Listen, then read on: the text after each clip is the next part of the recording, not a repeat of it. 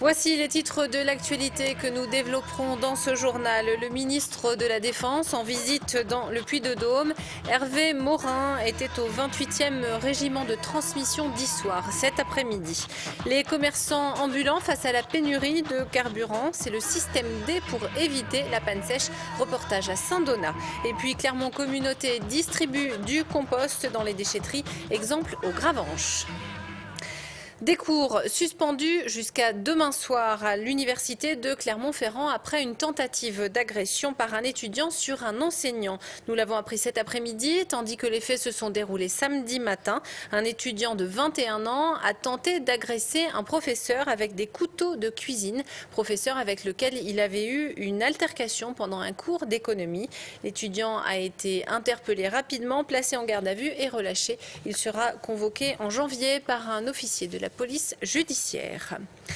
Il visite une unité de l'armée française par semaine. Hervé Morin va sur le terrain pour voir comment est vécue la réorganisation du ministère de la Défense et rassurer les personnels quant aux suppressions d'emplois annoncées d'ici à 2015 dans l'armée. Voyez le reportage de Philippe Robert, tourné au 28e régiment de transmission d'Issoire cet après-midi. Sur tous les théâtres d'opérations militaires, le 28e régiment de transmission d'Issoire assure les liaisons radio entre les différentes unités, à l'intérieur d'un même pays, mais également vers la France. Ainsi, le ministre de la Défense peut, en moins de 3 minutes d'installation, dialoguer avec un militaire basé en Afghanistan. On s'appuie sur de nouveaux concepts de numérisation du champ de bataille, de mise en commun des moyens. Et donc tout cela impose des réseaux, des canaux, des moyens de communication extrêmement importants.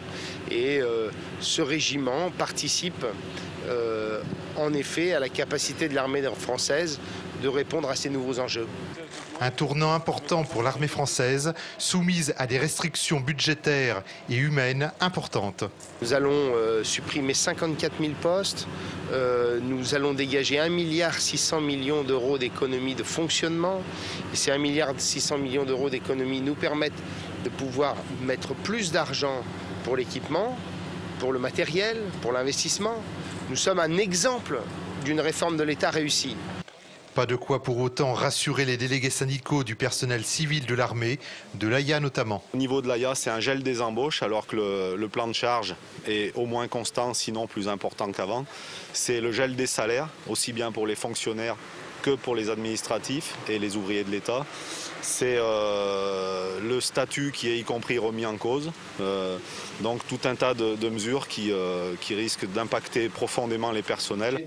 Un ministre qui doit également faire face à l'inquiétude des militaires quant à leur avenir, malgré un budget annuel pour la défense de 32 milliards d'euros. Les difficultés d'approvisionnement en carburant posent certaines difficultés à plusieurs professions. Les commerçants ambulants, par exemple, ont absolument besoin d'un véhicule pour leur déplacement quotidien. À Saint-Donat, par exemple, l'épicier ambulant effectue une centaine de kilomètres par jour pour son secteur de livraison. Il aménage donc son organisation quotidienne pour éviter la pénurie. Ariane Monfray avec Marie Bolinches et Patrick Delanne. Le soleil se lève sur les contreforts du Sancy et Laurent est déjà sur les routes au volant de son épicerie ambulante. En ces temps de pénurie d'essence, il a tout prévu, 2 jerrycans de 10 litres en plus du plein effectué la semaine dernière pour être sûr de pouvoir assurer sa tournée. On savait qu'il y avait des petits problèmes de pénurie, j'ai prévu un peu, puis heureusement, parce que là j'étais quasiment à court au niveau du camion. Ma tournée elle est encore un peu longue, là j'ai encore 2-3 heures de tournée à faire, donc j'aime pas tomber en panne, les gens m'attendent et il faut absolument aller les servir, quoi. La plupart des clients de Laurent habitent des hameaux isolés et sans voiture, impossible de faire ses courses. Du coup, l'hypothèse d'une pénurie d'essence encourage certains à imaginer des solutions de rechange pour le moins sportives. Ça serait pas facile, hein? Ah non, moi à pied. À pied, ouais, je viendrai, mais j'aurai pas tout. Ah mais on peut descendre à pied encore. Ah bah oui, ou en ski de fond. Merci. Le stylo est toujours dans la boîte à lunettes? Ah oui. Allez, je l'attrape. Laurent et son épicerie sont bien souvent les seules visites que reçoivent ces habitants isolés. Et il met un point d'honneur à assurer sa tournée coûte que coûte, 120 km hebdomadaires. Pour économiser quelques litres d'essence, Laurent a ses astuces. Gérer l'accélération, gérer les virages, je freine pas, je lève le pied bien avant et puis voilà, on essaye. Sur un plein, je dois pouvoir faire à peu près 60 à 80 km de plus grâce à ça. Laurent est déjà reparti sur les routes du Sancy où seul le verglas et la neige l'ont déjà obligé à suspendre sa tournée. Une petite nouvelle dans le paysage radiophonique auvergnat. RVA, la radio des volcans d'Auvergne, a quitté Ambert pour s'installer à Clermont et ainsi se rapprocher de sa cible, les 30-40 ans actifs. Portrait d'une radio locale et commerciale en devenir. Romain Duché.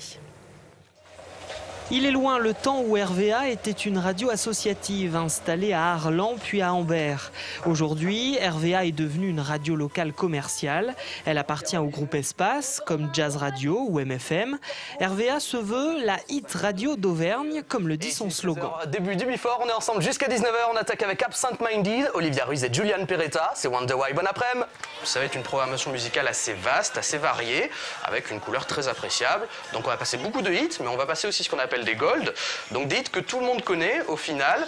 Ça va être des vieux Mylène Farmer, Olivia Ruiz, des titres qu'on a tous chantonnés et qui repassent régulièrement sur RVA parce qu'on les aime. La radio emploie 5 personnes au total, dont un animateur et une journaliste qui viennent juste d'être recrutés.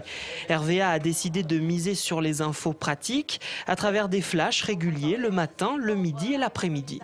On va vous parler des manifestations culturelles qui se passent, des résultats sportifs, aussi de ce qui se passe en ce moment avec les mobilisations, s'il y a des manifestations, dans quelle station on trouve de l'essence, dans quelle station on n'en trouve pas. On va essayer vraiment de se rapprocher d'une info la plus pratique possible pour pouvoir aider les auditeurs. Le vrai défi aujourd'hui pour RVA, c'est de trouver sa place dans le paysage radiophonique auvergnat, aux côtés des concurrentes plus connues comme Énergie, Radio Scoop ou Virgin Radio. On a un gros déficit de notoriété sur Clermont. Les gens sur Clermont ne nous connaissent pas encore énormément. Par contre, c'est vrai que tout autour, aussi bien à Thiers, à Issoire, à Rion, on a pu le voir lors des derniers sondages. On a une bonne audience sur ces zones-là.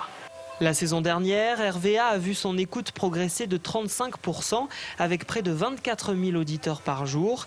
Jamais la petite radio musicale n'avait atteint un tel score.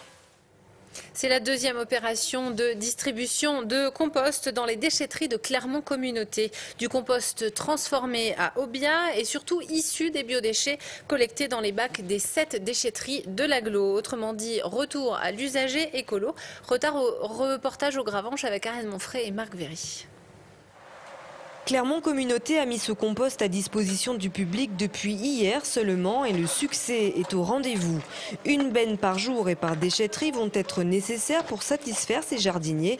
Le compost est en effet l'allié indispensable du potager et des plantes à fleurs. Au printemps, cette terre-là, c'est la première fois que je viens, on s'en servira pour faire les petits plants de tomates, des courgettes, qu'on mélangera à la terre du jardin. Ce compost mûrit depuis 1 an à la plateforme d'Aubiat, près d'Aiguepers. Il a été fabriqué à partir des biodéchets récupérés dans les bacs distribués en 2009 par Clermont Communauté. 5 400 tonnes de déchets organiques ont ainsi pu être valorisées l'an dernier. Cette distribution de compost est un retour à l'envoyeur en somme. Ce qui est collecté dans ce nouveau bac de biodéchets, ça ne part pas à l'enfouissement, c'est valorisé et c'est transformé en compost. Donc c'est pour ça qu'on a voulu 2 fois par an distribuer du compost gratuitement aux usagers dans les déchetteries afin qu'ils voient que le résultat de leur effort apporte leurs fruits tout simplement. L'objectif pour cette année, c'est de valoriser 8 500 à 9 000 tonnes de biodéchets sur le territoire de Clermont Communauté. Cela représente un potentiel de 3 200 tonnes de compost. Et l'opération se poursuit jusqu'au 5 novembre prochain. C'est la fin de ce journal. La météo à suivre dans quelques minutes. Jean-Pierre Lavigne sera l'invité de la rédaction et la rubrique culture, ce sera juste ensuite. Toute l'actu locale est aussi en ligne. Retrouvez votre JT sur clermontpremière.com.